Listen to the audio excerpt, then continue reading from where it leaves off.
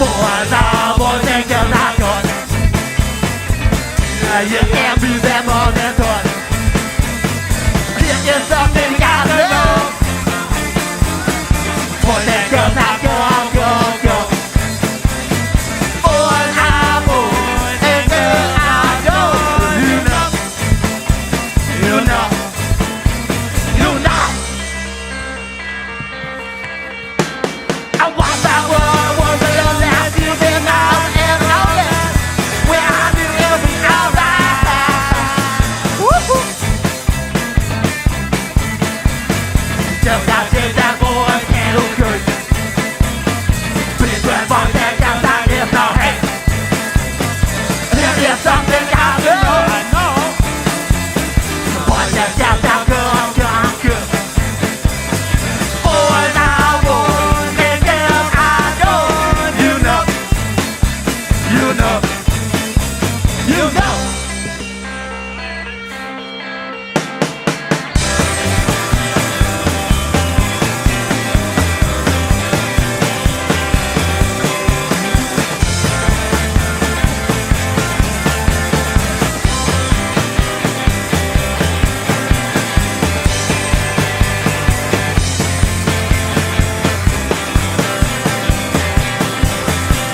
I want alone that you've been out there. Where I do everything out right. Woo-hoo. Boys and girls are good. Boys are boys and girls are good. For me, what I say, boys are boys and girls are good. Oh, I can't play. I did. I think your fingers are a little cold. Okay, do it again.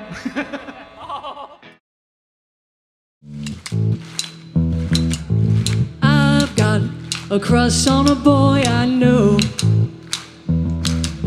He don't know how I love him so. Oh, really? He watches TV all the time. How I wish he were mine, oh mine. I love you, baby, with all my heart, and I hope we'll never part. I've got a crush on a boy I know. That's right. He don't know how I love him so. He watches TV all the time. How I wish he were mine, oh mine. I love you, baby, with all my heart, and I hope we'll never part. He's on television zombie. He wants to chill. He doesn't want me.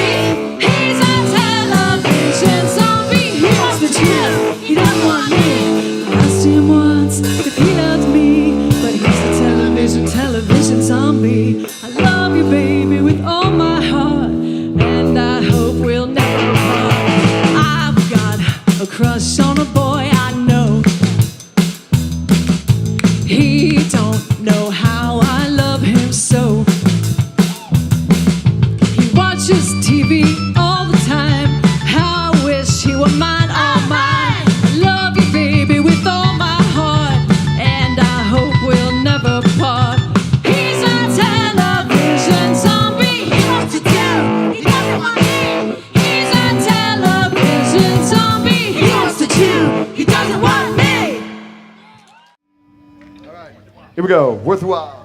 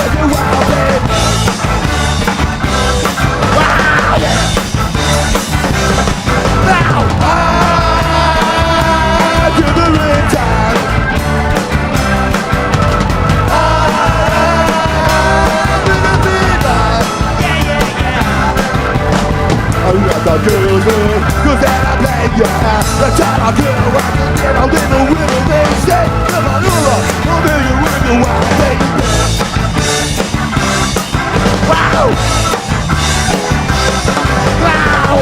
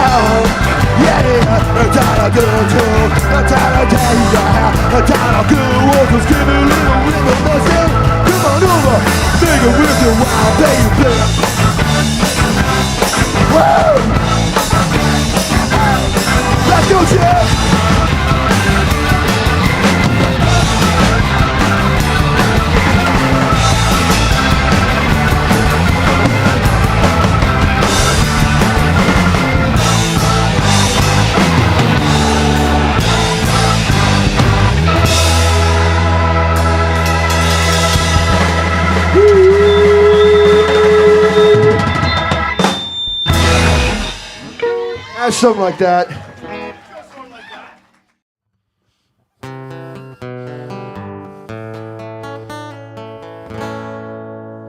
Fairy rings are closing in, the rotting apples sing. Hag fruit plucked from broken branch, hollow tree trunk trench. Beneath the sea, behind the mask, we're afraid to ask. The angry rose with the thorny crown knows. Garden gone wrong.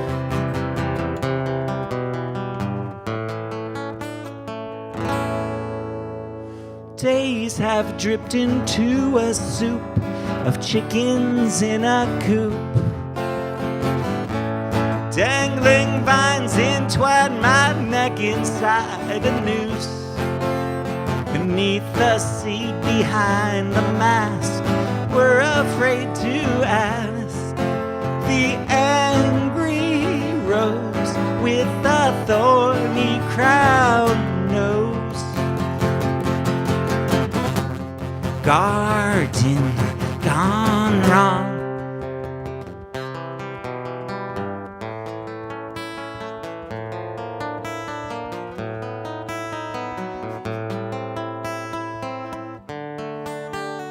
But worm slowly turns back into the earth. Brush away the crust into the bin with us. Lilac ladies weep in waves of May Day masquerades. Float above the spaces where our bodies lay. Beneath the sea, behind the mask, we're afraid to ask. The angry rose with a thorny crown knows. Garden gone wrong.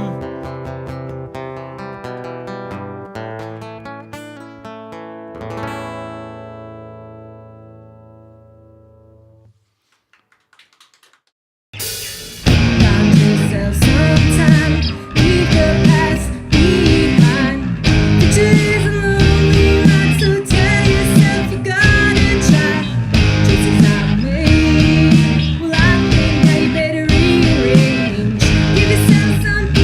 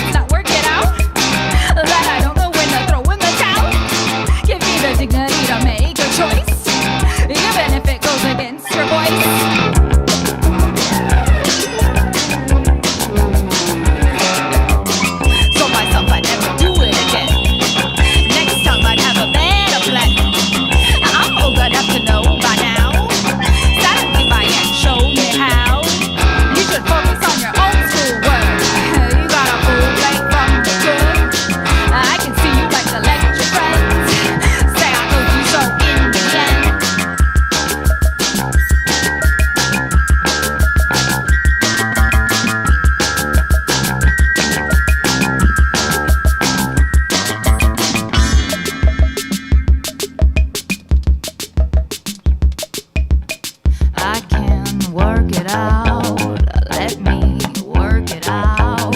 I can work it out. Let me work it out.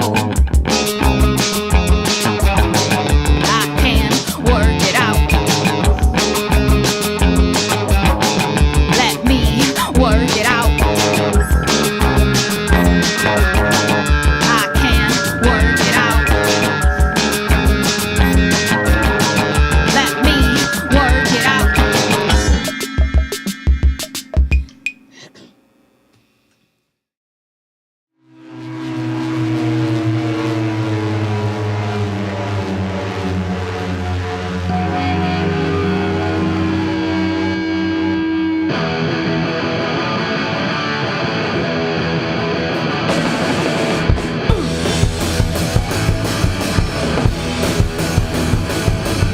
There's only one course of action, and that's for me to take. I tried every twist selection, but not control my fate. I think from my protection, I better make it straight to addiction. So hey, addiction. Now I think it's okay. Addiction. Explode into space. Addiction. Protect my face. Injection.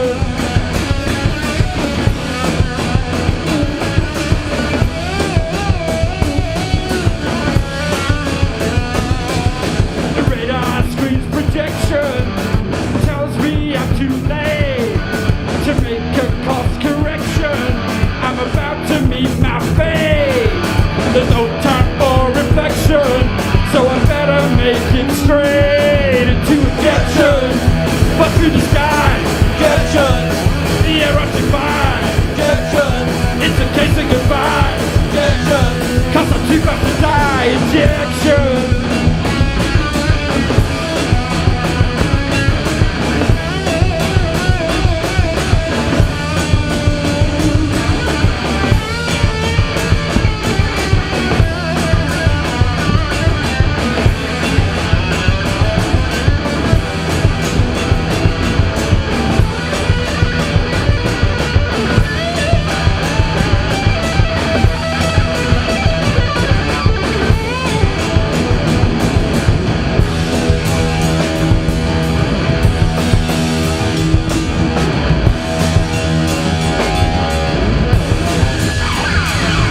When a beach meets with destruction, the captain stays to drown. With no tin can contraption, he's gonna bring me down. I think from my reflection, it tells me that I'm bound for ejection. 8 times my weight, ejection. I gotta escape, ejection. Only one dude to make, ejection.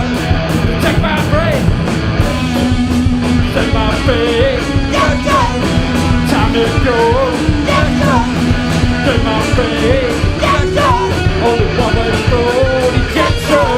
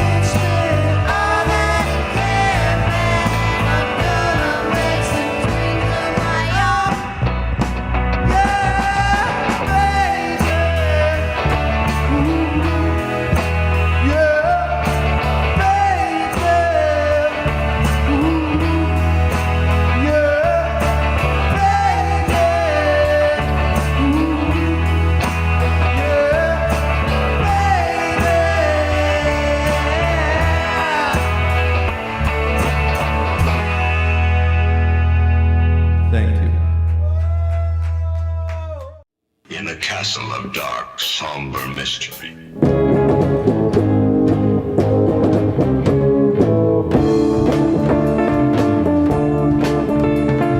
I know what I did, but I've been here many days. I can't recall the sun, can't recall my age. Demons took the place, what memories used to be. Can you hear my call? Can you set me free? How can I escape from the haunted castle? Oh, how can I escape from the haunted castle? Oh, how can I escape from the haunted castle when they got me in these chains?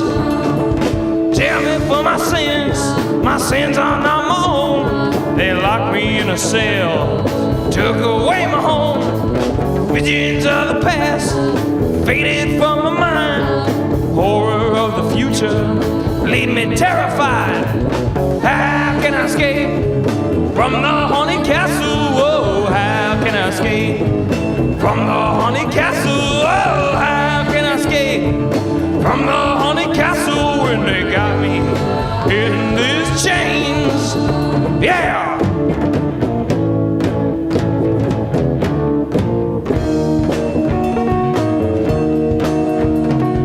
Free me from these chains, release me from this cage. Take me from the tower, it's my judgment hour. Caution it slips away, freedom soon awaits. My body may pass away, spirit gonna be unchained. How can I escape from the haunted castle? Whoa, how can I escape from the haunted castle? Oh, how can I escape from the haunted castle when they got me in these chains? I will leave this world behind in the haunted castle. I have served all of my time in the haunted castle. Body may die, but my spirit gonna rise in the haunted castle. Haunt these walls to the end of time in the haunted castle. How can I escape from the haunted castle? Oh, how can I escape from the haunted castle? Oh, how can I escape from the haunted castle when they got me in these chains? How can I escape from the haunted castle? Oh, how can I escape from the haunted castle? Oh, how can I escape from the haunted castle when they got me in these chains? Yeah!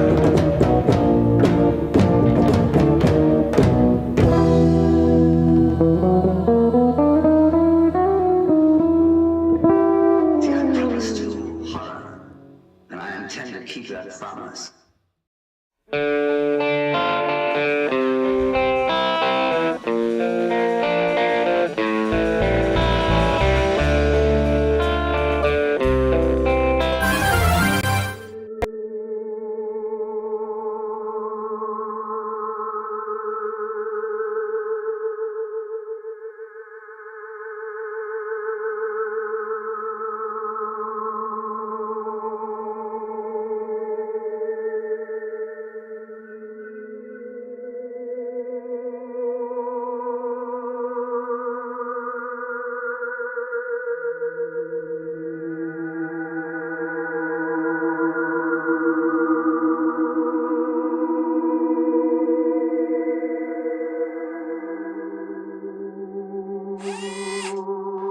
Guitars, guitars, guitars. Nothing gets rid of those pandemic blues like a new vintage guitar. Come on down to Real Guitars and get yourself a real guitar. 15 Lafayette Street off Mission in San Francisco. Open Monday through Saturday, 11 a.m. to 5-ish. RealGuitars.com. On Instagram at Real Guitars.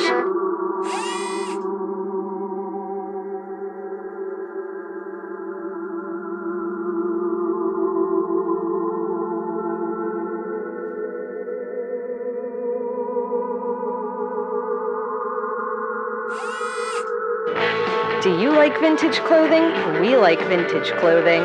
You should buy vintage clothing and stuff here at Heads or Tails. Not sure what to get your friends for their birthdays? Get them some sweet-ass accessories. They have zines for you avid readers and the Bay Area's hottest music.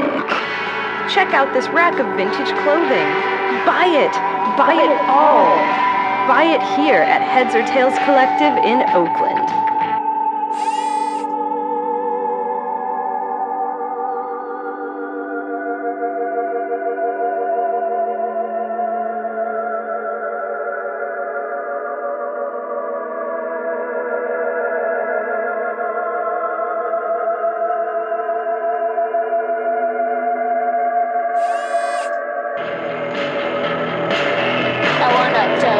My favorite chicken place. Every time you go, you see a familiar face. When I go, I get my fix. They got fried chicken and drumsticks.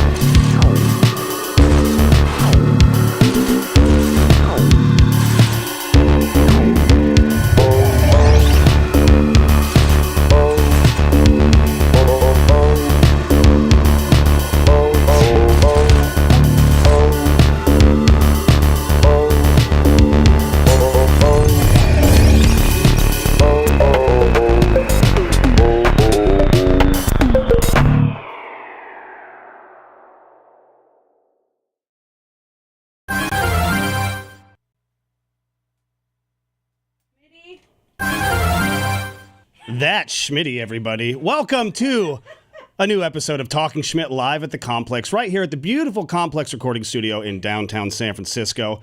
We're getting our bearings going here, but we're off to a good start. Spirits are light. Everyone's in a good mood. I just went down and spoke with the act for this evening. I'm very excited to show them to you guys. I'll talk a little bit more about them in due time. But first, I just want to say thank you for being here. It's been a very busy, chaotic month for me, so I apologize for kind of being in the whims to certain circles. It's but October 1st.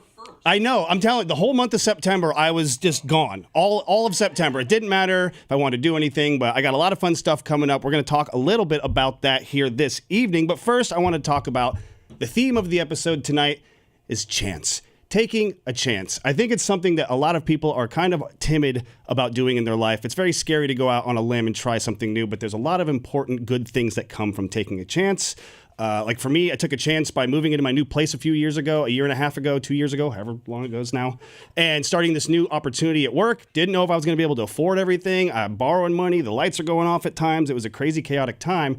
But through that, I've now became a lifetime member of my career choice that I've chosen. I love it. I get to work with live music and live events. And I still get to do this show with you fine folks, which is always the highlight of my month. Twice a month we get you fine folks. So shout out to the people at the Complex and all the artists that have been here before. Let's see, Tiger Shade, the Helltoads. I mean, the list goes on. I'm going to stop there because I don't want to eat up too many times or look like a fool for forgetting anybody. And also, speaking of taking a chance, I took a chance, you could say, starting the show with the fine folks here at the Complex. As you've all probably heard a million times from me by now, George spoke to me about a year and a half ago, and was like, hey, we do live stream shows here. Would you be interested in hosting like a live band setting? Because, you do the radio show, and I've known you for so long, and you're so tall and handsome. I don't know if he said that last part. That might be my own recollection of it, but I like to believe.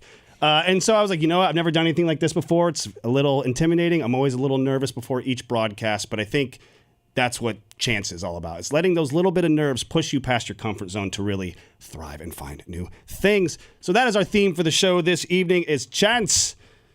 So that being said, why don't you go take a chance, everybody? Go find a show. I've been trying to do this thing where when I go through foopy.com, where it has all the Bay Area shows, just go to a venue you've never been to before on a night that you have off and go check out the act. You might be surprised and find the greatest thing you would have never experienced otherwise. It's very hard to get out of those comfort circles, so let's push past our boundaries and go check out a different band, a new band you've never heard before, like what we try to do here on the show every other week, showcasing new bands for you fine folks to enjoy. Also, real quick, shout out to everyone who listened to the radio show on Monday. I was very happy to be back. It took about a month for me to be able to come in and do the show last Monday, but it was a great time. Got to play some local artists. We had Thea, the previous guest on this show, as our Artist of the Week. They got a new album coming out, all sorts of good stuff. I've been listening to it on repeat pretty heavily, so make sure you pay attention to that when it drops, because as far as I still know, that album's going to be named Schmidt, and I'm holding them to it. It's got to be held to Schmidt. It's a great album name, but I digress. Before we get into the show, as always, we're talking about local shows. I want to plug some local things happening in your community in the next couple weeks, starting off with tomorrow. That's right, the one and only tomorrow, October 2nd. At the Freight out in Berkeley, we have Os Mutantes and Sugar Candy Mountain, who I absolutely love Sugar Candy Mountain. I saw them play a few years ago in Point Reyes, I believe, and they are a band that I've been listening to on repeat. Go check them out if you haven't. It's $44, $7 show, or $7 at the door. 7 p.m. at the door, 8 p.m. showtime, everybody. Like I said, it's a little nerve-wracking having a camera in your face, but I think I roll pretty well with it some days. Some days are better than others.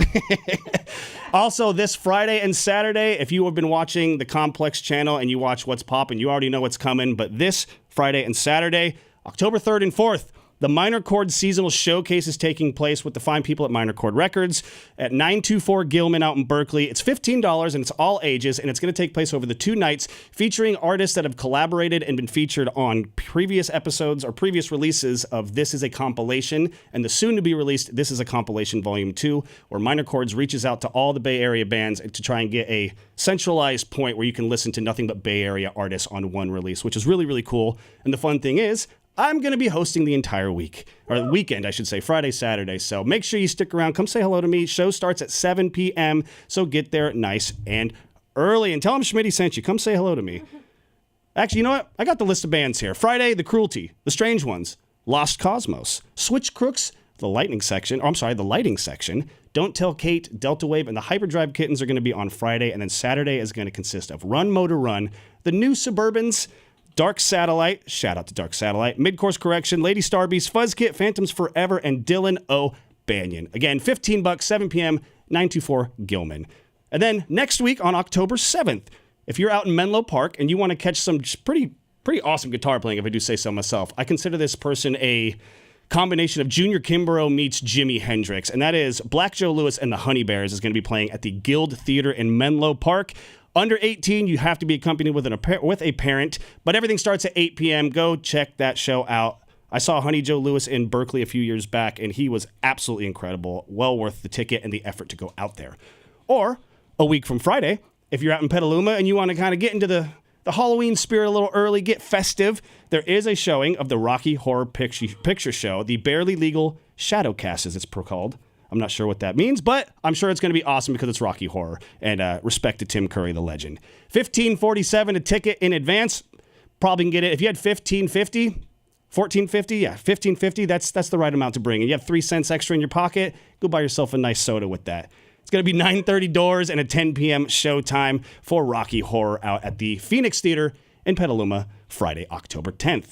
And then I believe we have 2 more shows here for you. A couple more. And they're all taking place on Saturday, so you can take your pick as to which one you'd like. But at the Blue Lagoon out in Santa Cruz, we have Talking Schmidt live at the Complex Alumni, The Strange Ones, with Crap, Fucks, F-U-X, which is a great band name. I love that. And Outpatient X, 21 and up only, $10 cover, and the show is at 9 p.m. So if you're in Santa Cruz, check that out. Or if you're out in San Francisco on Saturday, October 11th, you can go see one of my all-time favorites. The one and only Ty Segall is playing at the Regency Ballroom in San Francisco. It is a 7 p.m. door with an 8 p.m. showtime. Get there early and buy me a t-shirt because I will not be there, unfortunately. Maybe. We'll see what happens. Or if you're in the Novato area that same night, another amazing Bay Area staple, Chuck Prophet and the Mission Express is going to be performing at the Hop Monk Tavern. I've seen Mr. Chuck Prophet and his various bands over the years, for many years now, thanks to Miss Karen out at Navle's Sloats Garden Center. Shout out to Karen and Brian. Love you guys. They took me to a couple shows, and he is an absolute amazing singer-songwriter. His band's incredible. If you like Tom Petty, Traveling Wilburys, all that kind of stuff, you're gonna love Chuck Prophet. Wait till you hear a song about Willie Mays. Anyways, 4 p.m. doors, 6 p.m. showtime. Last one, I promise, October 12th.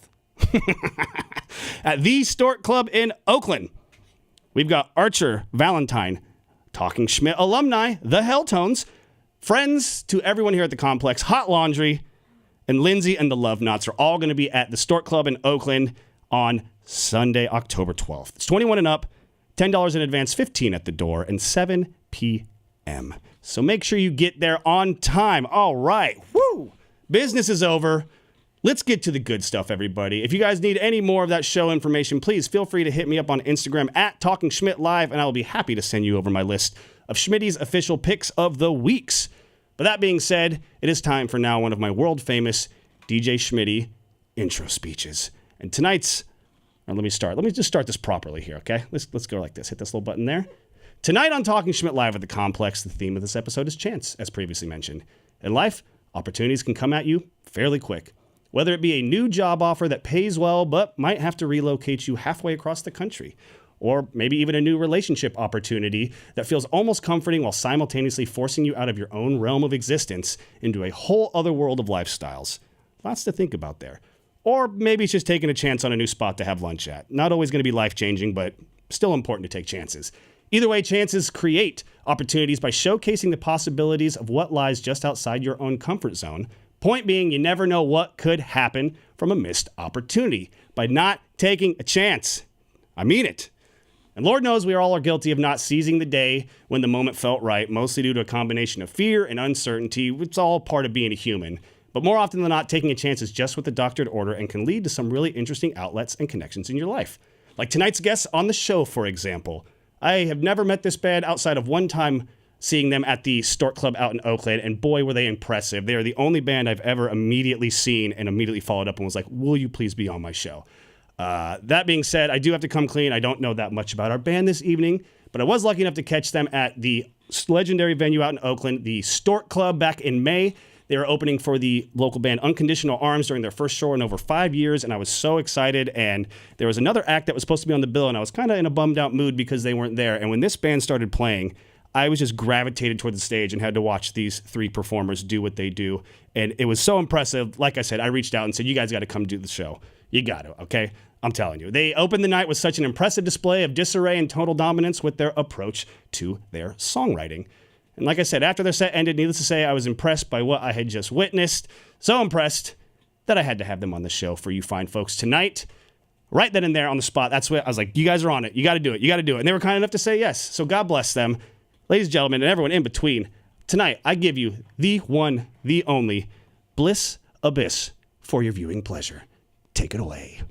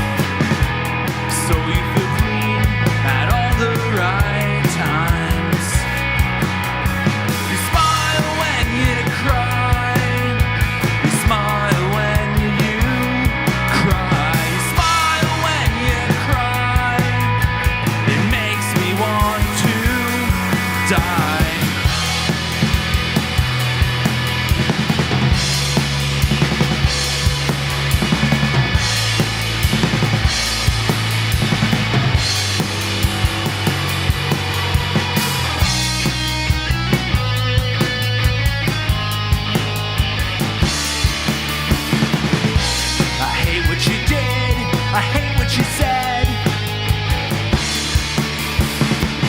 So I'm throwing the stars back into space. Get out of my house, get out of my bed, you bright-eyed grifter.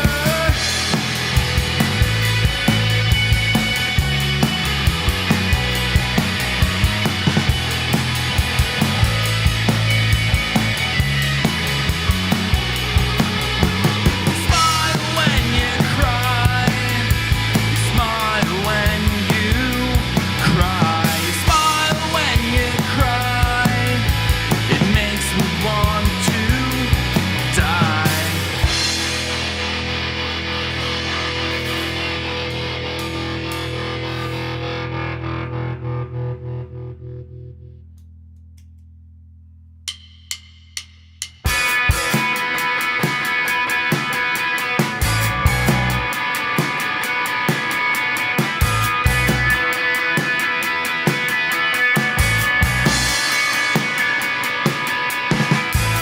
The sun's on fire, and so are you.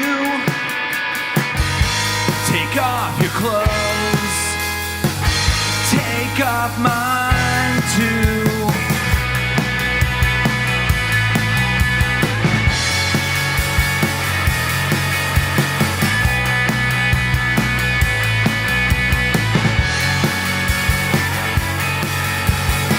You're lying on my bed, but you're not telling the truth. Lip service with a silver tongue. I'm in the dark, in the sun. The sun's on fire.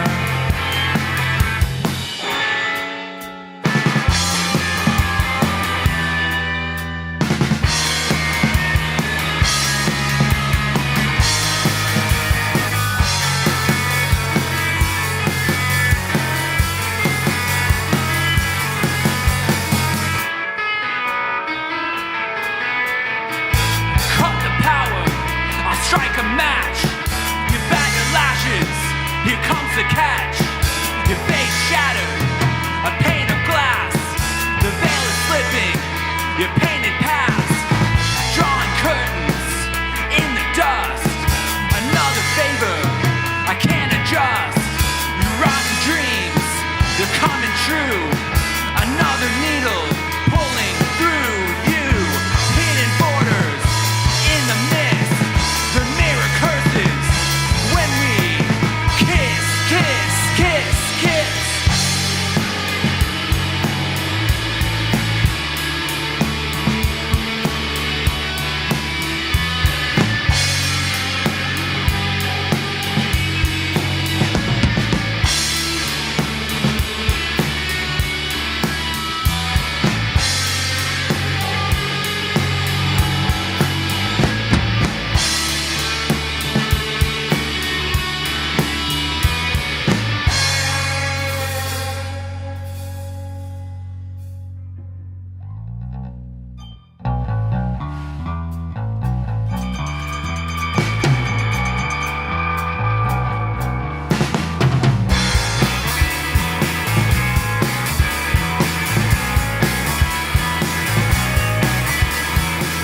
Dump your purse out on the bathroom floor.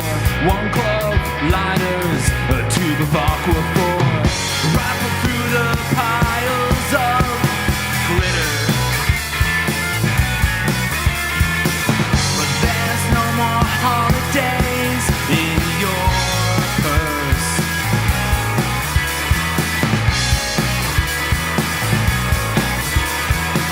Stickers, perfume, a box of island mints, lip gloss, claw clips, and a little gift from one of your unloved lovers. But there's no more holidays, just a plushy bunny on a chain. On a chain.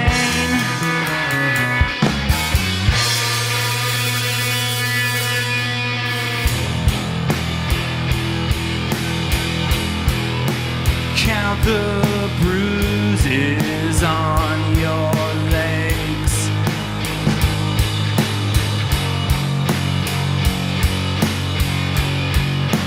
Where they all come from.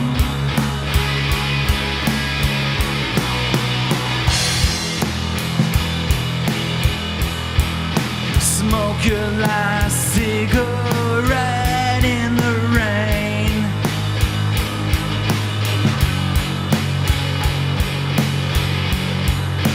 Where they all go.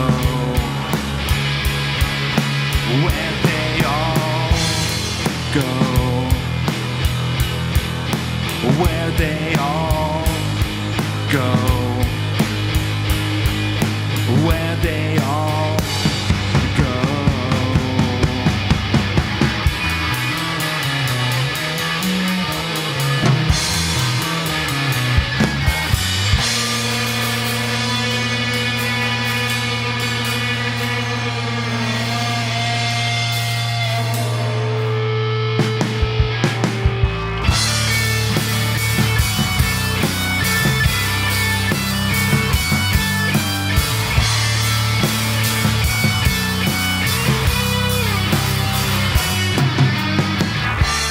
This shot is long.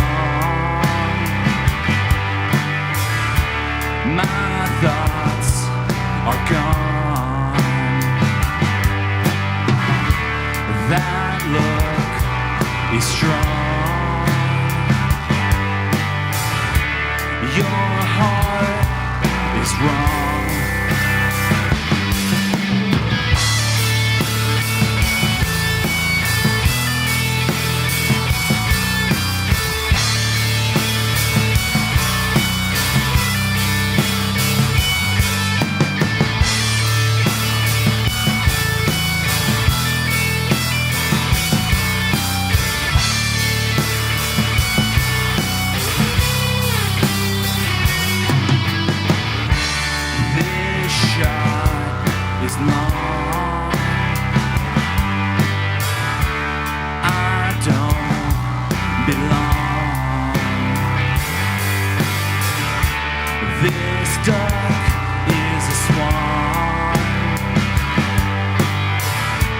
Been like that all along,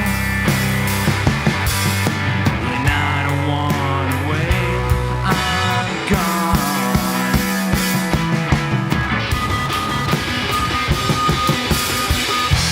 Needed, found it. Now she's slowly jaded, tired of it, screaming, lonely, trading my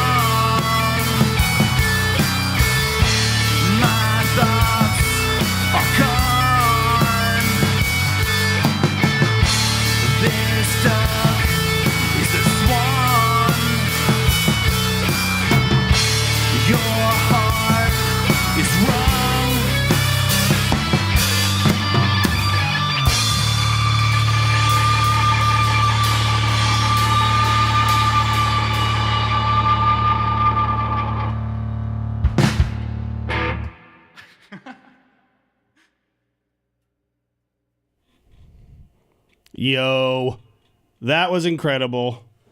Ladies and gentlemen, and everyone in between, we got the one and only Bliss Abyss holding down the Complex recording studio here for you. Hi, everybody. How you guys doing so far? So good. So good. Accommodating enough studio, hopefully. This is the coolest place I think I've ever been in my life. I swear, we need to get that on a t-shirt for the Complex. That should be Complex merch, because we've had that happen a few times with some bands, and like, this is by far like the coolest place we've ever played music. Yeah, for sure. Well, I'm very happy you guys could be here. I've been looking forward to this set since, May now. Yeah. I think you were one of the most far booked out bands we had. I'm very happy you guys were gracious enough to give us your time and energy and your musical stylings this evening. Why don't you tell us a little bit about that last song? I believe it was called Long Shot, if I'm not mistaken. Yes, it was. What's that song all about, guys? You know, there's one lyric that I really like that we had it. When we first wrote the song, we had one verse, and we were just repeating that same verse. Yeah. And the other verse is, "This duck is a swan." I caught like that. Yeah, I like that. That was great. Yeah. Traditional lyric. Yeah, it's inspired by Mother Goose. Right. Yeah. The almighty Mother Goose. There. There's nothing more mighty than the Mother Goose. I'll tell you that. There, going back to some early times for a lot of us here. So, no, you guys have a very. It's like a distorted lullaby, I feel like would be a fun way to describe the kind of style, because there's a lot of emotion going on, but it's obviously got heavy tones and kind of fun guitar swirls and just these crashing rhythms behind everything. It's a very nice put together Mother Goose tale, if I do say so. That being said, I'm going to cut out of here for a second. We got some more music coming from the band. Make sure you follow them as well on social media, Bliss__Abyss. Is it two? I think it is two. Okay, it might be. Try one. Hey, if you find them on one, that's on old Schmidt, but I believe it is a double underscore. But either way, hit the links in my bio on Instagram, Talking Schmidt Live. We can direct you to all the good stuff going on. But I believe, if I'm not mistaken, I hope I'm not spoiling anything. Can I call out the next song that's coming up? Yeah. Everybody, stay tuned. Bliss Abyss coming at you right now with the one and only Fragile and Furious.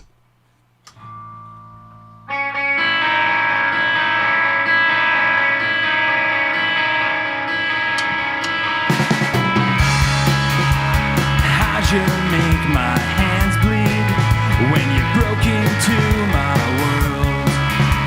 Should I make you and me? I will once I know. You started when I'm drinking from you, and I still wanted more. Now you're shaking empty. I want to be with you, but you're insane. When you're fragile and furious, it's so hard to do nothing, to breathe air and drink water, to begin at the end. It's so hard to do nothing, to breathe air and drink water, to begin at the end.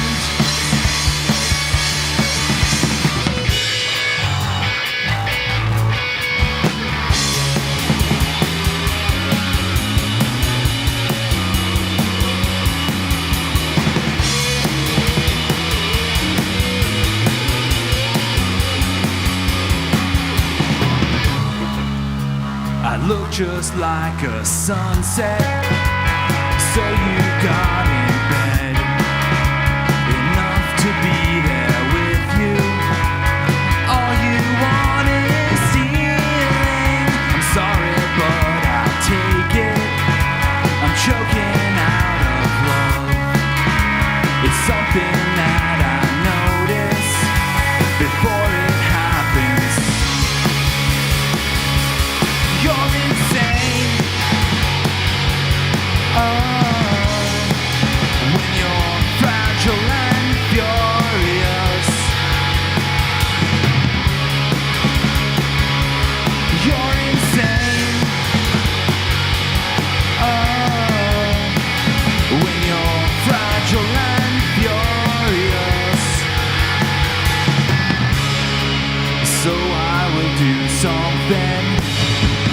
Breathe air and drink water, and begin at the end.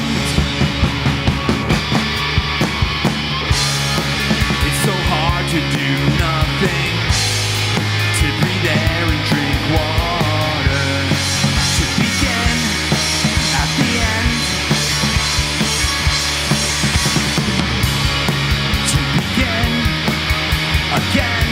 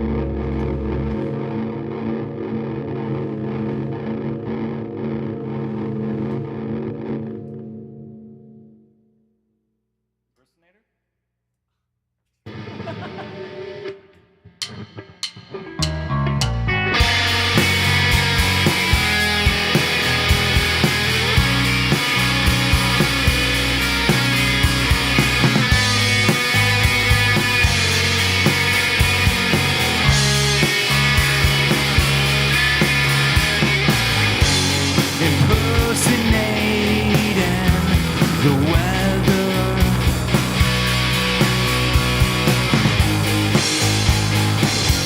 trying to get over you.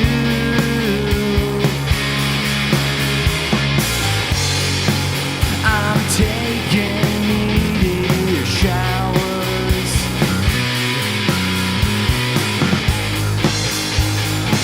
'cause I'm a method actor.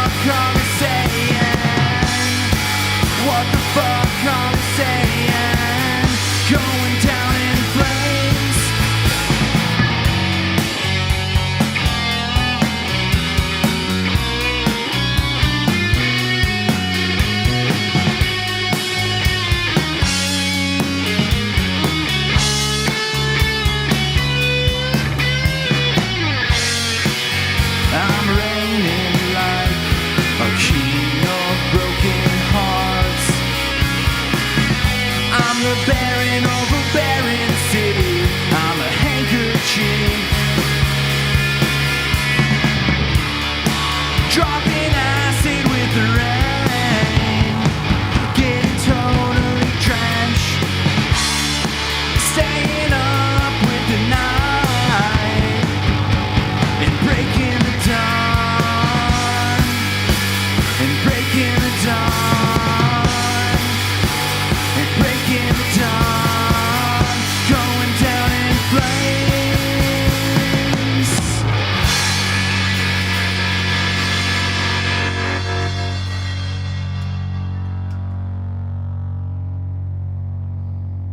All right, Spectrophilia?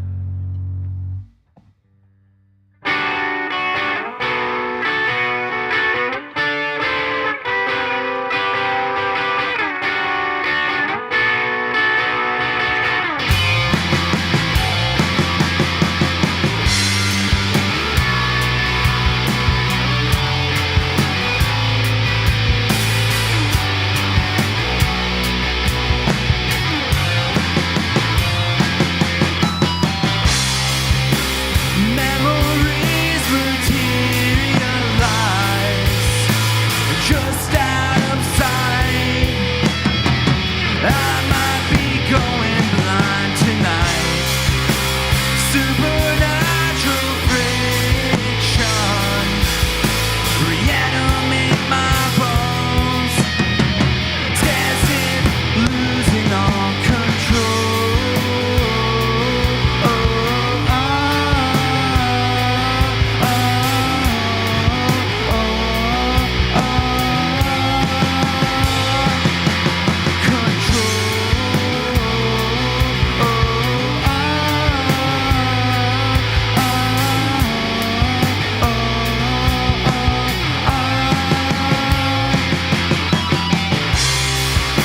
Mortality is me.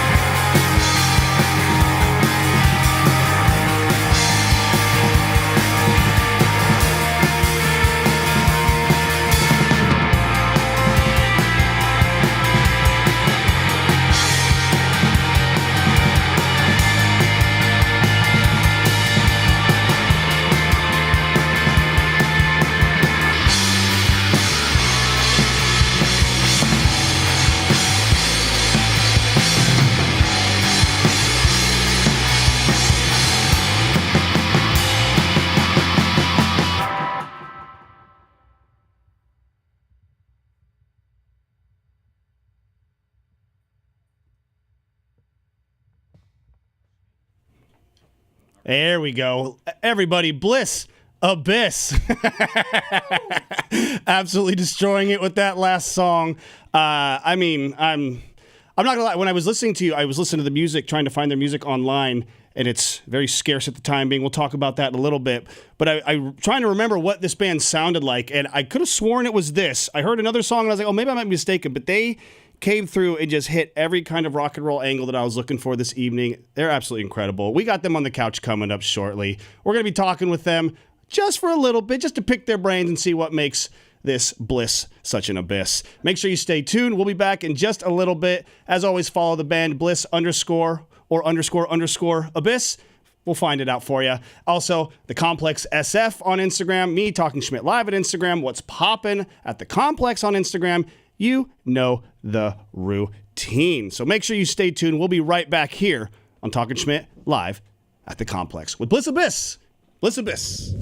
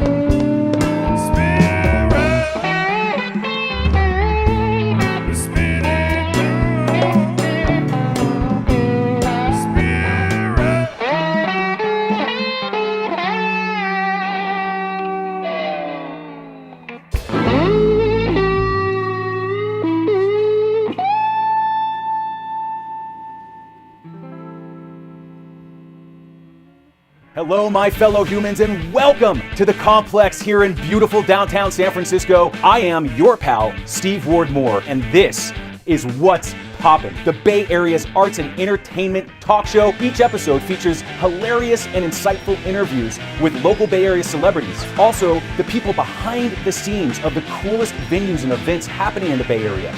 We have a brand new house band that comes in to perform live for us right here and for you at home on your devices. Join us every other Monday, twitch.tv/thecomplexsf. Be a part of the revolution, be a part of the family, and you never know who's gonna stop by the studio over here.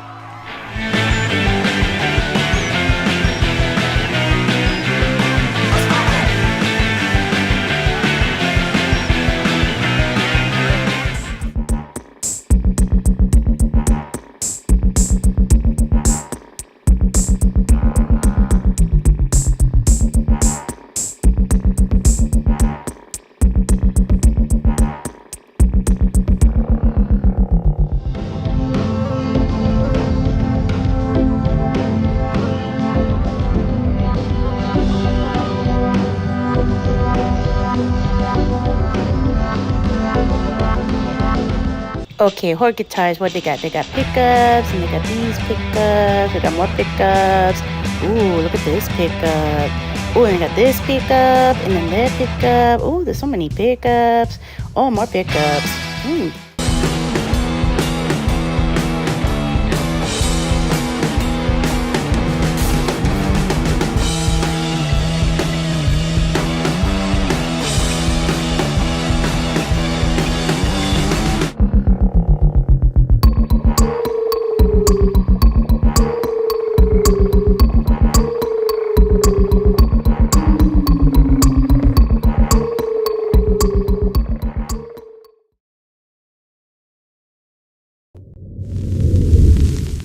What's up, everybody? DJ Schmidt here, or as the producer of the show, George, so kindly called me Turt Dog Schmidt Nasty, which is an alias of mine, but we won't have to get into that because we have much more important things to talk about with our guest on the show this evening, the one and only Bliss. Abyss is on the couch, everybody. Thank you. There's an applause going on at home. It's just kind of hard to hear because we're really compacted in this walls here. I want you to take a second and go down the line and introduce yourselves. Sure. My name is Kevin Risden. I play bass guitar. Josh, drums. I'm Peter. I play guitar and sing. Perfect. We got the squad here, everybody. Let's get straight into it. Let's talk a little bit about the last song you were playing before we went into the break. It was called Spectrophilia. What is spectrophilia? Because I typed it in. I was expecting it to be like an actual medical term or something I might not have heard of before, but am I close to that? Or yeah, kind of. It's a condition where it's the sexual attraction to ghosts. Oh, okay. So a sexy spook or a specter kind of deal situation. Yeah. Is that something you guys have encountered in your personal lives, or how did that, that line of thinking come into your guys' lives? Yeah, we've all experienced it, which is weird. And that's why the song is, we wrote a song about it. Mm-hmm. I think that's pretty solid. So you guys all collectively kind of had a conversation like, wait a minute, have you guys gotten turned on by a ghost before? The same ghost. The same ghost? Where is this? Do you know where it's located, or is it kind of just come to you in waves, like randomly? I really don't know. I mean, like, shit, he called me. I don't know the ghost's name. I feel like the ghost knows my name. Suzanne for me, and it's like a weekly thing, generally. I like Suzanne. Suzanne's my favorite Weezer song, so I think you might be onto something there. I can live with that. Which I did kind of hear a little bit of some. I had that thought cross in my mind while you guys were playing. There's a little bit of like a Weezer undertone with some of the melodies and your chord structures you guys have. Would you say that's a fair assessment to make, or is that just kind of my... Yeah, for sure. Yeah, big Weezer fan. Put that mic right up to your face. Yeah, absolutely. How big of an influence would you say Weezer is for you guys? Well, it's funny because it came up once when Josh and I were first like forming the band. I was gonna talk about this too, but you started already. Go for it. You should talk about it. No, it's good, but you stole it. I mean, it's really good. I mean, he's got the fist, so he might have the upper hand literally. So this will blow your mind. Go for it. Do it. You should tell the story. We needed a third band member, and this wonderful young woman joined the band, and she was a jazz bass player, and she never heard like any rock music, like didn't know who Nirvana was or Weezer. Okay. Like Weezer I could understand to a certain degree, but not having heard of Nirvana is like wild in American culture, I feel like.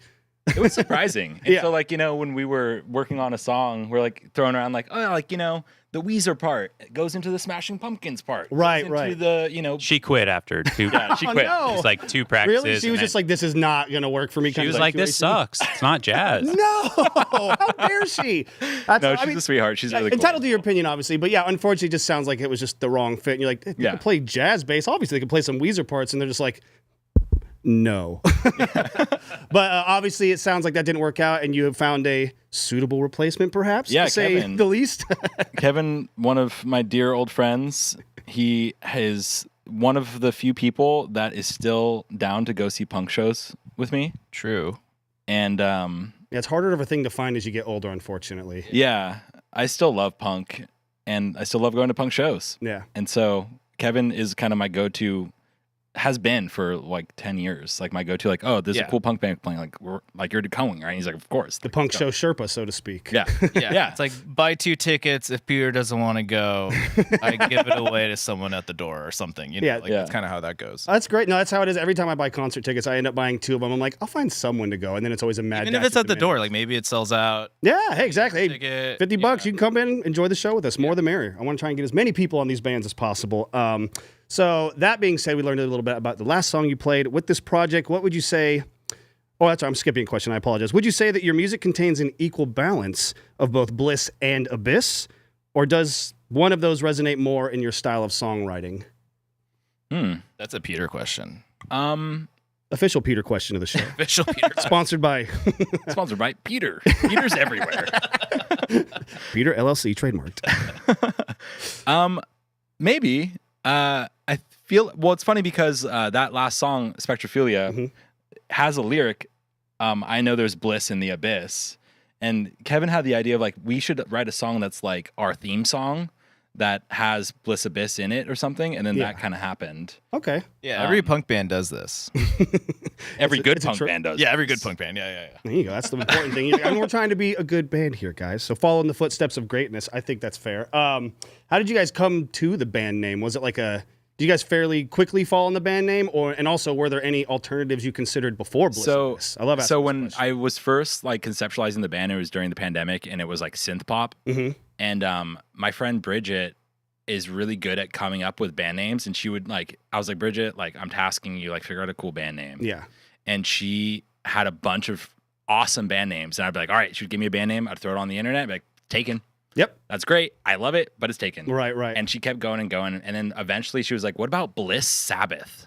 And I was like, that's really fucking cool. Yeah. And when she said that, like my response was Bliss Abyss.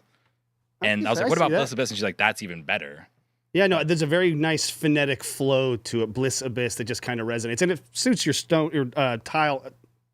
and tone. Stone tile. Your stone tile very well. I got to see the backsplash on the kitchen, guys. We'll get to the home decor portion in a little bit. But I want to touch bases, actually, because that's funny. When, like I was mentioned earlier, I was looking up some of your music online, and when I first heard it, I heard much more of a pop kind of style, and I had to do a double take, and I was like, wait a minute. Yep. I know this band who I saw open was a little bit more on the heavier side, so how did you go from writing those kind of songs into what you guys are doing now? Isn't that just to get the name on Spotify? Yeah, I like the name a lot. And so like I didn't want anyone to take the name. Right. And it's so hard to get a good band name these days because, I mean, everyone has a band. Yeah, all a lot of bands names are taken. And most of them have names. Yeah, I'm pretty sure. You know, in my experience, that's what I've come across. Yeah. And so like, yeah, I've had those synth pop songs still up on the internet just to like holding down the name. But yeah, the record that we're been recording is, you know, like what we're playing tonight. Yeah. No, it's definitely, like I said, it took a second to realize. Then when you started playing, I was like, okay, I know exactly where I'm at. Tell us about some of the new music you are getting ready to release. Is it coming out soon? Is there anticipation of that? Any info on new music from Bliss? So we are going to be releasing our first single called Star on November 4th. November 4th. And we're doing a star party at the 4-Star Theater in San Francisco on November 4th. This is well thought out. I like that. Yeah. I like the attention to detail there. Yeah. So it's a star-themed, you know, the song's called Star. Mm-hmm. It's about feeling good about yourself, no matter who you are. And it's at the 4-Star Theater with our friends band Heavy Lifter, who are awesome, like one of my new favorite bands from the Bay. and it's going to be a blast. Yeah, absolutely. November 4th, November 4-Star 4th, Theater. 4-Star Theater. Right here in the city, everybody. Yeah. Make sure you check it out. That's going to be awesome. Where are you guys working on this album? Are you working with anybody in particular, or are you doing it all in-house? Yeah, we're working on it with our buddy Joe Finocchio. He's a record producer, and I met him through playing in the Culture Spy. Culture Spy. That's right. Oh, yeah. It's so funny. When you walked in, I was like, I know I've met this dude like, outside of just the Maze show. That's funny. Okay, that's how you know Cole. That makes That's perfect. how I know Cole, yeah. Yeah. And so Jeff was like, hey, do you want to play guitar in Culture Spy? I was like, of course. Yeah. I have to learn 10 minutes of music. Right, exactly. Like, and it's I can 15 manage. songs. Yeah, exactly. Talk about great punk bands. Yeah, it's so fun to play that music. And I met Joe through that. And then we played a show with Still Young, one of Jeff Wright's other bands. Yep, shout out to Jeff and Still Young. Yes. And Joe heard us at that, and he was like, I want to make your guys' record. Like, I get this. This is my shit. Yeah. And I was like, cool. And then working with him has been really great. Like, we'll get a mix from him, and it's like literally no notes. Like, damn. That's it. He just understands it. So it's really nice to work with like-minded people who like just get the vision, you know? Yeah, someone who understands it. And I feel like I'm seeing a reoccurring pattern here. People see you, and then they want to work with you. Yeah. I feel like you guys must be doing something right. I mean, you got you to this, whatever this show is. Not that we're, the Grammys or anything like that, but we have a lot of fun. We got some good gear. We got good lights, good people doing it. Really amazing. Well, that's George for you. George and his family, they've been taking care of this place forever. I've been coming here for over a decade now with my previous band. He was our producer. We met him through the Stone Foxes, and we started recording a bunch of projects with him, and he basically was like the only producer we ever worked with for like almost 8 years or something, maybe 6 years. Joe and the Stone Foxes? Joe? He was in a band called like Murder Something. Oh, okay. Never mind. Like not the Murder City Devils. No. Which, by the way, shout out to Ira behind the camera wearing the Murder City Devils t-shirt. Yeah. I just had that album. I forget what the album is, like the cityscape in the background. Yeah, with the knife? Yes. Yeah. With the background that popped up, and I started listening to that the other day, and I was like, man, I forgot about this band. They had some good I'm gonna stuff. throw that record on when I get home. Have you ever slept in this boat? The boat. Have you slept in the boat? Great question. And yes, actually, I have. So I'm in Local 16 doing stagehand work out here in the city, and I was doing some training at the Yerba Buena back in April or something like that. And I had like 3 hours to kill, and luckily George was like, oh, I can just buzz you in, take a nap, because I had to like been working and crazy. So I came in here, took a good like 3 hour nap in there, and then did a show with that band Frank like 40 minutes after waking up. So it is very comfortable. You're more than welcome to check it out after the show. If you can even play from the boat, I'm not going to say no, but we might have to, we'll plan that for the next visit maybe, from the boat sessions. Let's keep going back and talking about your music. What about influence? I know we tapped a little bit on like some of the projects like Weezer, obviously, but who would you say collectively for the band and maybe even individually, who are some of your bigger influences that push you to create the music you'd like to make or inspire you to push music that you haven't made yet, but like, well, that's the end goal kind of deal? Aesthetically, X. Okay. 100%. Yeah, it's Kevin's favorite band. My whole life has been listening to them since I was a little kid. But musically, I'm all over the board. I mean, I'm going to Between the Buried and Me next Friday. Oh, hell who are like a yes. tech metal band Right. from the Carolinas. I don't know. I forget where they're from, but I've seen them before. But they're like way different than X. Like, I don't think many people have that like Venn diagram connection. Right, Like, seeing the overlay between the two. yeah, so I'm kind of all over the board with music. I just I'm really into just sounding heavy, and then with a lot of what Peter writes, I'm really like interested in making it sound as heavy or like how fitting as possible. Right, trying to do the George Harrison, like I want to just write the perfect piece for it. Like as long as like the qualifications it sounds like, as long as it's heavy and everyone else likes it, it seems like a good moving forward ground. Yeah. It's like being the right puzzle piece. Yeah, for that. exactly. You don't want to Especially- force anything. Yeah, especially live. So Awesome. What about you with the whole can there, sir? Which, by the way, I didn't even know he had that in the studio. I don't know how you pulled that out, but kudos to you. It's my new favorite thing. I mean, I think that this is maybe supposed to be on my left hand, but I can't. That's all right. You can can't you tell. put on whatever hand you like, boss. Okay. I won't tell anyone, I promise. I'm just playing the drums that Peter sort of like made drums, and then I sort of do my interpretation of them. Absolutely, yeah. And then I like the band Air. Is that a French band? Yeah. Yeah, they do that song, Playground Love, right? Yeah. Yeah. One of the bands I plug, Sugar Candy Mountain, they do a great cover of that song, and I had no idea. I saw them play that at the Fillmore. Oh, really? They played that song, and I was like, I've heard this song before. Right. And then, it took me a while, but yeah. That has nothing to do with this band. I just was the first thing that came to my head. Fair enough. And it's a very important thing. We all need air, you know? It's vital to us, not only musically. It's nice. But as a species, guys. That's the important thing. That's your biology lesson for the night. Peter, what about you? Who would you say would be some of your bigger... Oh, God. We have more hands offset. Here we go. Ah, there we go. All right. We got another one. You want to throw the other one on? Boom. Bam. There we go. All right. There we go. Well, since you're going to be talking around, the three of us got to have something here. What about you? What would you say are some of the bigger influences outside of who we touched on earlier? So, well, I think my influences span a lot of different things. Like guitar wise, I love Nels Cline, and of course, like, you know, Kevin Shields, and but I think what I really like to do is do things that are different, for better or for worse. And so sometimes that leads to, like, you know, a song having like fucking 45 chords in it. Right. And it's like, I'm interested in this. Hopefully other people are, but I know some people are just gonna be like, what the hell's this? Is way too many chords. That's where I come in, and I'm like, less chords. Yeah. For that song, less chords. No, and that's good. It's like you kind of walk into the room and you're like, I got no boundaries. We're going to push this. And you're like, that's great. But what if we just tried let's just tame it back a little bit here. And I think that's what makes for a good band, is having that kind of communication where it's like, obviously you don't want to stifle any creative flow, but there is a point where you're like, listen, Pete, does the song need 45 chords? Does it need to be 8 minutes long? And you're like, I mean, I thought so, but we can compromise, you know. It's the beauty of being in a band, is learning compromise and arranging. critique. Yeah. Josh is such a good arranger too. Like, just little things that he'll just add be like, there's a note, like make that note like this, and he'll like sing me something, and I'll play that, and it'll like work way better. Yeah. And so, you know, when you can demo out whatever you want, but then like when you play it together, it's like it either works or it doesn't work. And so a lot of the time is like, you know, sorting out how we're going to do something live. Yeah. Just figuring out the arrangement, because now you already have the idea. You're like, well, what's the best way to deliver this idea? And like, actually, let's take a minute and try and figure out what we're trying to say with this too, which I feel like a lot of bands, I don't feel, take the time to really do that, unfortunately. They're like, oh, I love this. This sounds great. Let's get it out there. And it's like, but let's sit on this and really work it out and make it something that's a collaborative process, but also still gets the definition of what you're trying to say across as well. Let's see. Let's talk about a little bit about some personal elements of your musical career. Is there a key member in your life that kind of helped direct your taste in music growing up? Or did you kind of come into your own lane of music on your own? I have friends that are like in my 20s, like, yeah, I don't really listen to music. I'm like, wait, what? They're like, what's your favorite band? No, I just don't listen to music. And I'm like, how did you not have someone being like, listen to Green Day or like listen to, you know, Nirvana? But who would you say, is there anyone in your life that kind of held the torch for you like that? In elementary school, I wanted to play the drums because I saw these kids with drum pads, and I just thought that looked so nice, you know, like you get the little pad and the sticks. And I asked my parents, and then they were just like, hell no.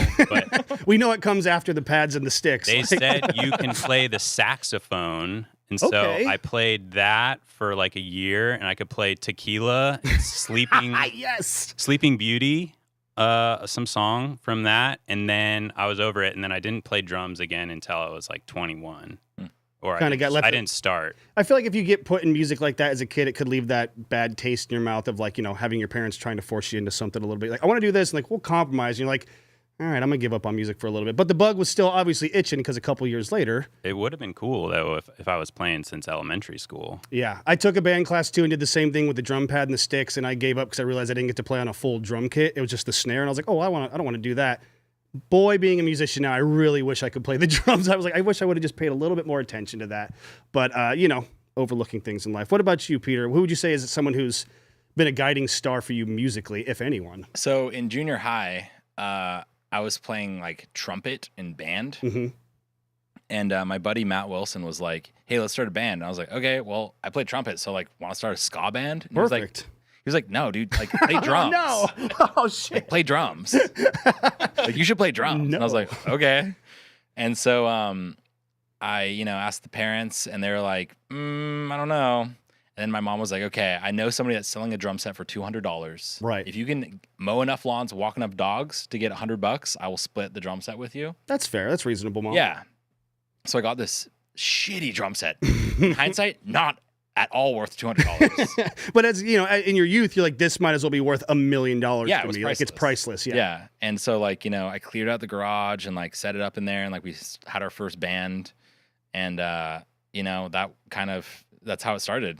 And I didn't start playing guitar till like way later, till I was like 20 or something. Was there something in particular that kind of pulled you away from drums, or was it just your general musical curiosity expanding as you got older? Musical curiosity, like just, playing drums, like, well, what if I recorded something else with the drums? Like, and my brother had a 4-track, which I like stole from him and like started recording stuff on. And he played guitar, and so I'd like fuck around on his guitars. But got into songwriting through playing with my friends Matt and Joey from Santa Cruz. We were in like this band that got really popular, even though we were like teenagers. Right. And we had no idea what was going on. Lots of like interest for us, and we needed a manager desperately. Right, especially at that age. Like even a band at any age would benefit from having that, but being kids, Jesus. Yeah, like Sony was trying to sign our band. Holy crap. We were going on tour with Of Montreal.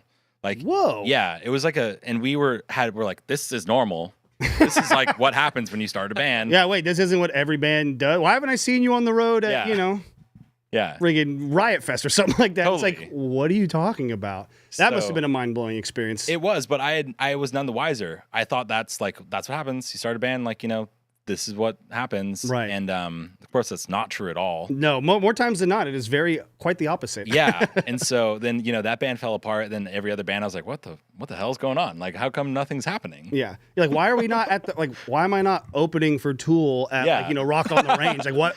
Yeah. That's, I'm trying not to get mad here, guys, but just know we need to fix this real quick in the band chat. What about you? Would you say there was anyone who kind of inspired you musically, or did you kind of come into your own musical tastes on your own as you developed as a youth? I definitely had a cousin. She grew up like a punk in Hollywood, and she gave me 2 CDs, X, Los Angeles, and the Sex Pistols, and she was like, figure it out. Choose a side. Yeah. Choose a path. Yeah.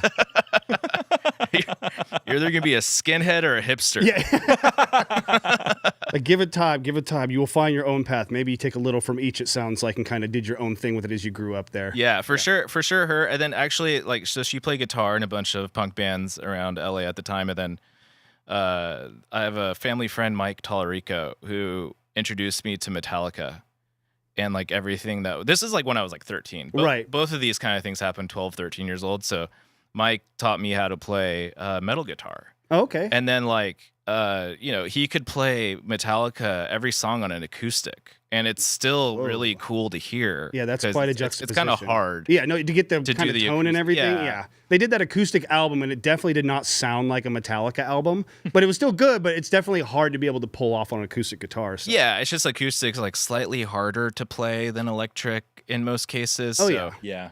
Hearing him play like anything off Ride the Lightning on an acoustic guitar was sick. Yeah, that's pretty impressive. Cool. Yeah, it was very fun. But yeah, those 2 people for sure. Absolutely. And that's me. Just also, I'm sure there's been people just going through like the music scene and all like that inspire you. There's a guy, so I want to give a quick shout out to a gentleman by the name of Timmy G. He is a guitar player and he teaches guitar as well. I think you can find him Timmy G Music on Instagram. I remember being at a party one time at my friend's house when I couldn't have been like more than 20 or 21. And there's a stereotype of, for lack of a better term, the douchebag with a guitar at a party, and you walk in and you're like, oh man, is he going to start playing, John Mayer or whatever? And he just played like nonstop Slayer songs on an acoustic, note for note, solo and everything, pinches, and I was just like, what the fuck? I've been playing guitar for 2 years, and I had never been more simultaneously discouraged and like encouraged at the same time. I was like, well, fuck, if he can do that, like, I guess I can learn this, Radio Moscow or White Stripes guitar solo maybe, so... You never know who you run into, and that's still, he's left a long-lasting impression on me for that. So shout out to you, Timmy G. I just want to share that little moment and give him a plug. And speaking of the show and plugs and all that good stuff, we do a little segment here that is directly from my radio show on Ozcat Radio out in Vallejo. You can check out every Monday at 3 p.m., 89.5 FM, KZCT Vallejo, voice of Vallejo. We do a segment called This Day in Music History. We talk a little bit about some fun facts and go over that, and then I got a follow-up question that usually ties in nicely with it. So let's do our This Day in Music segment right here, right now. October 1st, 1970, we're going to be talking about the one and only Jimi Hendrix. Jimi Hendrix was officially buried at the Greenwood Cemetery at the Dunlop Baptist Church in Seattle, and among the mourners were members of such bands and solo artists like Miles Davis, Eric Burdon of the Animals, Johnny Winter, and members of Derek and the Dominoes. Leaving behind a legacy as possibly the greatest guitar player of all time, Jimi Hendrix unexpectedly died at the age of 27 on September 18th, 1970, just a few weeks before he was buried, obviously. That being said, my question for you all, You want to answer collectively or individually, we're all good. Who would you say is one of the biggest losses in music history? And how do you think that the music world would be different today if they were still alive? Like people always talk about like, man, I wish Kurt Cobain was still alive today. And I mean, Hendrix was another, he was getting ready to do an album with Miles Davis and go into more jazz stuff. So the possibilities could have been endless. But for you, gentlemen, who would you say? Mark Linkous from Sparkle Horse. I don't think I've never heard those words before. I apologize. Love Sparkle Horse so much. He's incredible. He's collaborated with PJ Harvey, Tom Waits, Daniel Johnston. He's David Lynch. Like he's incredible. Like one of like the gems of American music. It's kind of like alt country. Okay, like almost like T-Bone Burnett kind of stuff, like that kind of like tone. I feel like I'm not sure what that is. Fair enough. I feel like he did a lot of like the music for like the True Detective and like a lot of like heavier cinema stuff like that too. It's very kind of dark avant-garde feel to it almost. It's I don't know. It's more like magical. It's like tiny, perfect, magical. Yeah. Like he's written some of the most beautiful lyrics. He's lyrically, I respect and love his lyric writing so much. Yeah, I think Mark Linkous for me. I think that's a fair answer. What about you? Who would you say is a loss that you feel would have changed the music industry if they'd still been around? It sounds like a cop-out, but I always go with Jimi Hendrix whenever this like sort of question arises. I mean, it does get almost cliche when you hear his name being brought up with like greatness, but he is arguably he's so the greatest guitar player of all time for what he did. I mean, especially if you're like when I was a kid starting to play guitar, like hearing his songs, it didn't sound like just guitar music to me. It's like he pulls at emotions that are like you don't even know words for yet when you're a kid and listening to it. But yeah, I mean, there's the Miles Davis. He was supposed to work with him. Like, there's just so much that he could have done, and he was already on that path. So it sounds like a cop out, but it's really Jimmy. No, 100%. I agree. Sure. People ask me who my favorite guitar player is, and I'm like, well, are you asking me my favorite or the greatest? Because if I'm going the greatest, it's got to be Hendrix. Like, ask me my personal favorite could change any day, but what he was capable of doing in such a short time with his knowledge, who knows what he could have done as he progressed into if you go past like all of his just studio albums, there's a ton of like studio work he did. Yeah, a ton, like hours and hours and hours. Yeah, like tapes. Yeah, and like you could be listening to him like noodling around, and it's so cool to hear because the way he plays the guitar is just a different. It's different. It's just a different thing than anyone else since then. Yeah, and it's uniquely him. And I mean, so many modern guitar players, the mold was broken when he came in, and now your Stevie Ray Vaughns and your John Mayers and all that, they try to emulate those like thirds and stuff that he would play, like the weird chords and everything. But Hendrix was great because there's a dichotomy of ferocity and beauty because he could rip your face off with like opening at Monterey Pop with Killing Floor, and you're like, this is the most insane display of like musicianship I've ever seen. And then he'll play something like Angel, and it just melts your heart. It's very like heavy and delicate. Yeah, exactly. Yeah. The delicate sounds of thunder. Oh, that's Pink Floyd, but same era. Sure, yeah. What about you? Good. Bowie, yes. That one took me a while to hit when he actually passed away, but like a month afterwards, that really sunk in, and I was like, oh, this actually sucks a lot of ass here, unfortunately. Totally. What about Bowie really resonated with you? Before I knew like anything about music, my sister showed me The Labyrinth. And that's like my favorite movie. It's usually what I tell people is my favorite movie. Yeah. So, I mean, it's got everything. It's got everything you need, really. I mean, great storytelling and David Bowie singing and dancing. Come on, guys. Yeah. Come on, folks at home. You know what you're doing here. Let's see. And his bulge, like the whole movie. Separate character. A great bulge. Let's say David Bowie was no stranger to packing a solid bulge. I got a couple more questions here for you before we get you back on the stage. Who would you say has put on the best live performance you've ever seen with your own eyes? Because I know that's a hard one. I always say my go-to is when I saw Muse at Outside Lands one year, and it was just because it was the lineup. It was Arctic Monkeys, the Black Keys, and Muse, and I was absolutely obsessed with all three of those bands at any given time in my childhood. So watching them back to back, it was just like pure bliss with like 70,000 people in the crowd. So that's something along those lines where it's just a memorable concert where you're like, man, this happens once in a lifetime. Like, who would you say is your best band you've ever seen? So one of my all-time favorite bands is The Damned. Yes. I've seen them a ton of times. And recently Rat Scabies finally got back in the band. Yeah. And so seeing them, Captain Sensible, Dave Vanian, and Rat Scabies, like, together on stage playing Damned songs is incredible. Yeah. They're like one of the greatest bands of all time, in my opinion, my humble opinion. And recently I got to see them in Berkeley. It's probably like my 6th time seeing them. And it ruled. Yeah. It ruled. I mean, I've just recently started getting into their albums within literally like the last couple of weeks. I've been kind of just overlooked them for whatever reason. And yeah, their records, every song I put on, I'm like, oh, this is awesome. Who is this? Fuck, that's like the 5th damn song in a row on this playlist that I've been like, this is the best song I've heard today. Yeah. So I think that's a solid choice right there. Just that ferocity and just the OG-ness of the Damned. I mean, you can't beat them. So any other top performances or top artists or shows you've seen come to mind? I know it's a tricky one because it varies on the mood, the day, like the genre. Autolux. Yeah. Shout out to Autolux. My old buddy who was the producer at Ozcat Radio, he was really big on Autolux, and he was like, you will love, I think is it Turnstile Blues or Vinyl Blues? Yeah, Turnstile Blues. Turnstile Blues is a great song. But yeah, they've got a lot of feel for the kind of surprising tones that they get out of it. But where did you see them at?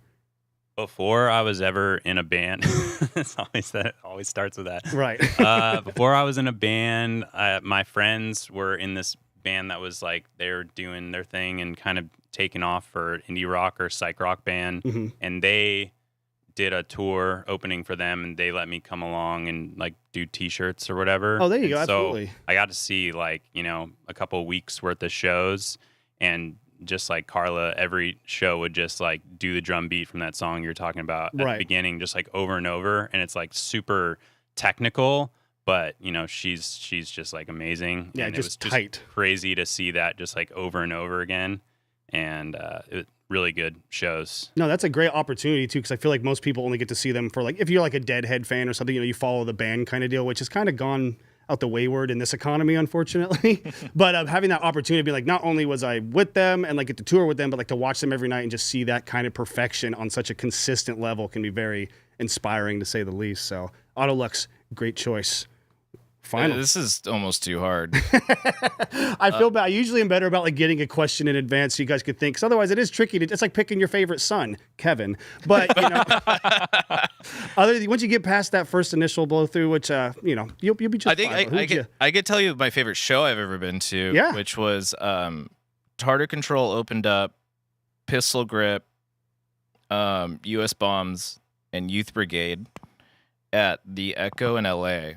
Ooh, okay. I was probably like 21 or 22.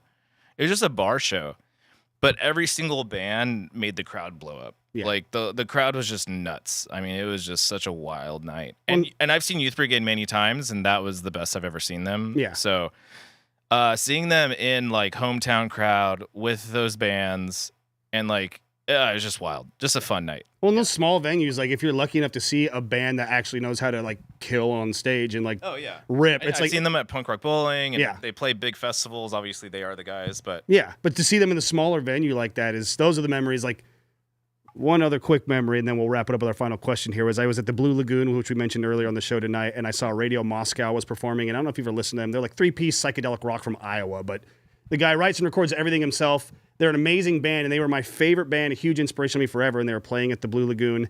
Went there. We spent all day there early in advance. We're drinking and smoking. We're hanging out with the other bands as they come in. We go to leave, and we come back in, and they're like, oh, no, you guys got to pay the cover to get in. And I was like, we just spent like $70 on beer here all day. I don't have any money for the cover. And the band was nice enough to be like, oh, no, they're with us. They've been hanging out with us all night. We were playing pool. You guys are with us tonight. So we got to be like side stage watching my favorite band in the smallest split hall bar where one side is a dance hall and one side is a live performance venue. And that was the first time I saw the Mad Alchemy Liquid Light Show as well, who is learned from the original master of the psychedelic light shows from back in the day. Shout out to Lance. Follow him, Mad Alchemy Liquid Light Show on Instagram. All that good stuff here. But anyways, enough about me, because we have Bliss Abyss on the damn couch right now. We're going to get them up on stage here shortly to get a couple more songs for you. But I do have 2 more questions for you.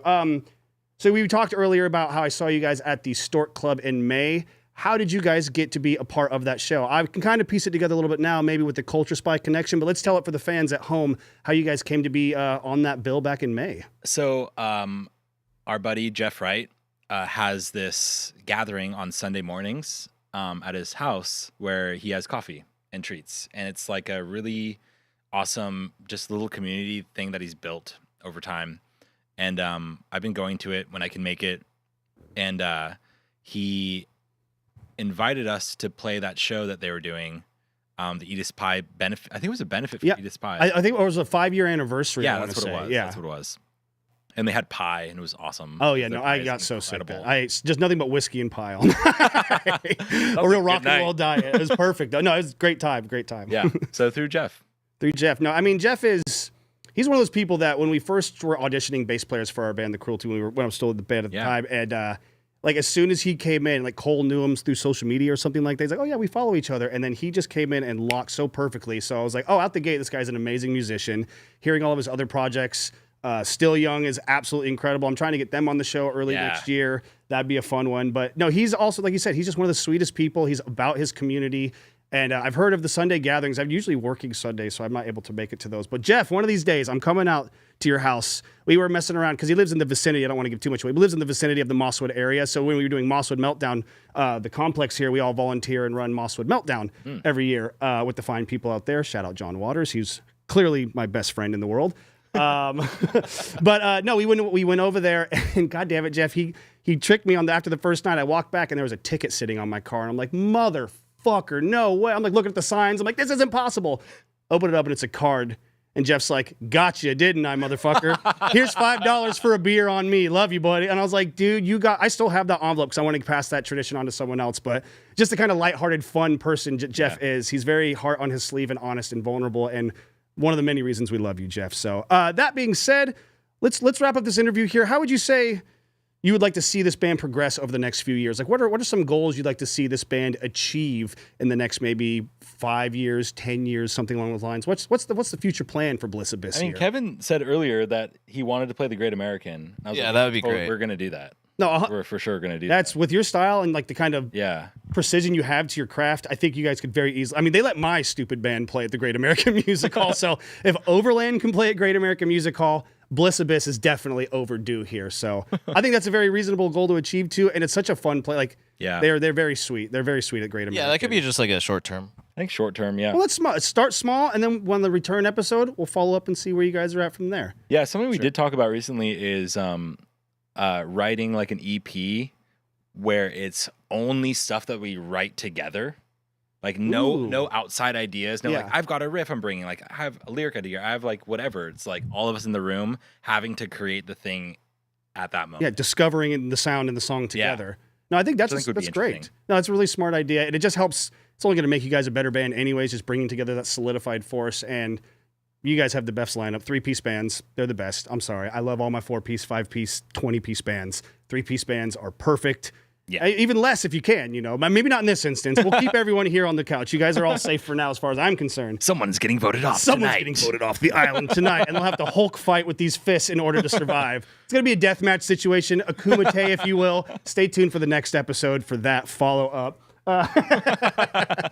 Everybody, thank you so much. We got a little bit more music coming up right after this next break here with the one and only Bliss Abyss. I appreciate your time and letting me. Thank you so much for having us, Schmitty. Are you kidding me? I've been looking forward to this for literally months. Like ever since the May show, I've been like following up. Okay, you guys are good? You guys are still on? Yeah. You guys are good? Because the problem with booking in advance is it's hard to keep people locked in sometimes. But you guys were solid and you were like, no, absolutely, we'd love to do it. So I'm very gracious. Everyone here in the studio is thankful for your time and your music and your art. So we're going to cut to a quick commercial break. You are watching Talking Schmidt live at the Complex with me, your host, DJ Schmitty. And of course, as always, I wear a local band t-shirt.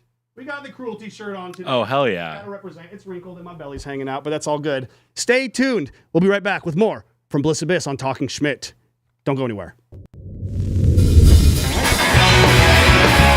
set their roundhouses on fire, burned all the books that pedalized.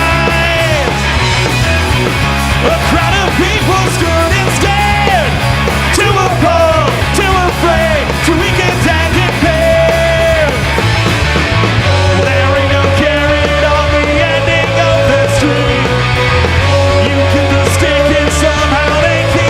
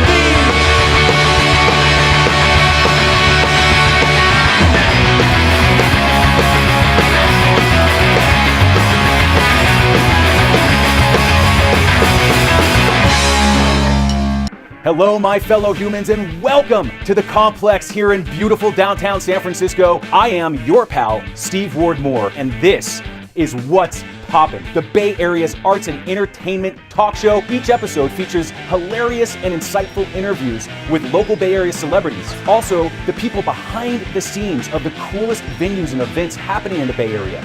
We have a brand new house band that comes in to perform live for us right here and for you at home on your devices. Join us every other Monday, twitch.tv/thecomplexsf. Be a part of the revolution, be a part of the family, and you never know who's gonna stop by the studio over here.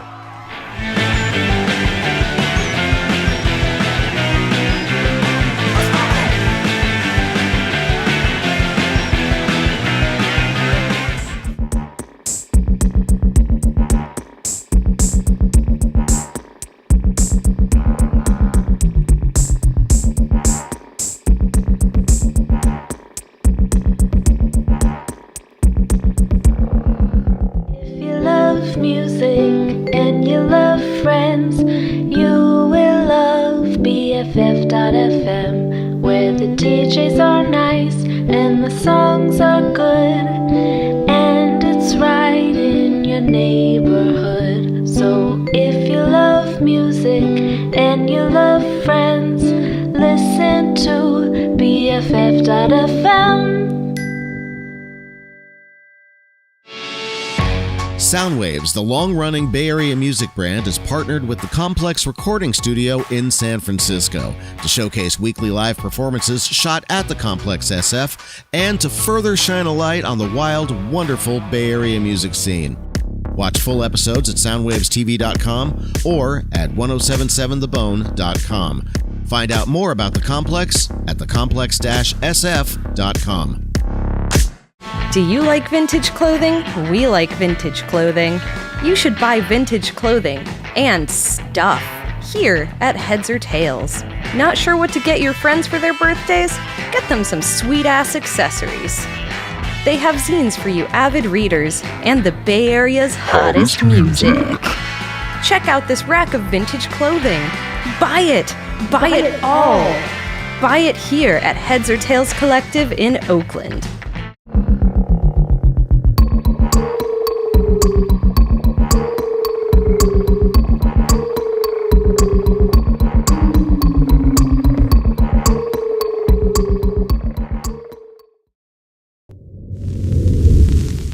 Professor Schmidt here, reporting for duty, apparently. I'm getting new nicknames throughout this show. We got a lot of fun new catchphrases coming around here. You know, we are present on all things social media. As always, follow me at Talking Schmidt Live. Follow the Complex SF as well.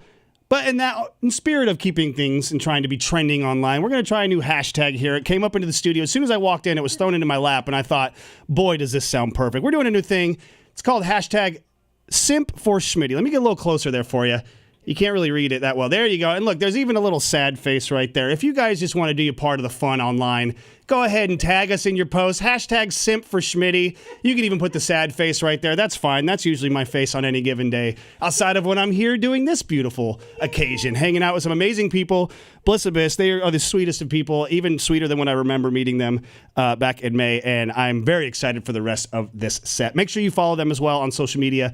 Bliss__Abyss, or just hit my links on my social media. We will get you in the right direction. But that being said, I'm going to quit talking. We just heard from this band, and we're about to listen to them speak a little different language here for you. The language I like to call music. There we go. I got a laugh over here. All right, everybody. Bliss Abyss right here on Talking Schmidt, live at the Complex. Take it away.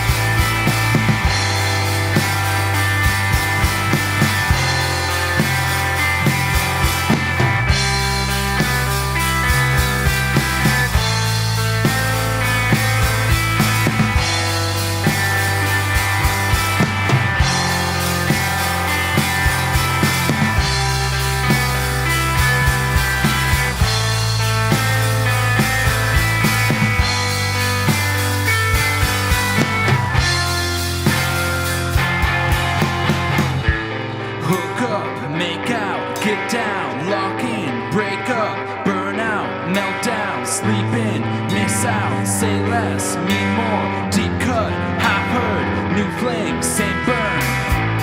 Find out, think fast, run slow.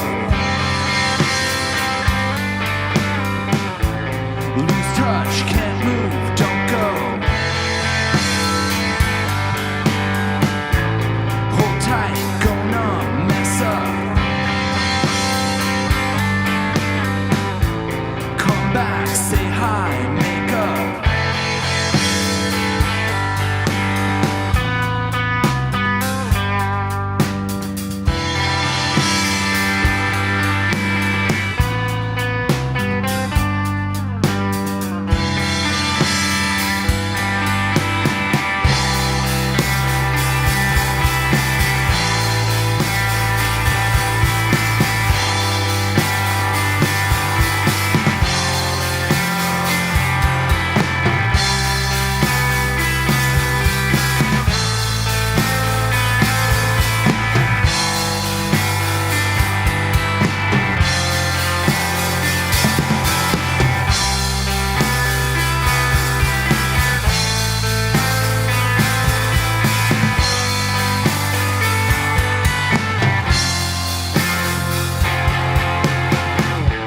Show up, freak out, calm down, plug in, turn up, sell out, play loud, give in, trip out, care less, play more, deep blue, half true, new scene, same view. Stay out, drink fast, run slow. Lose hope, cheer up, out cold. Hold tight, go numb, mess up. Hold tight, pull through, make up.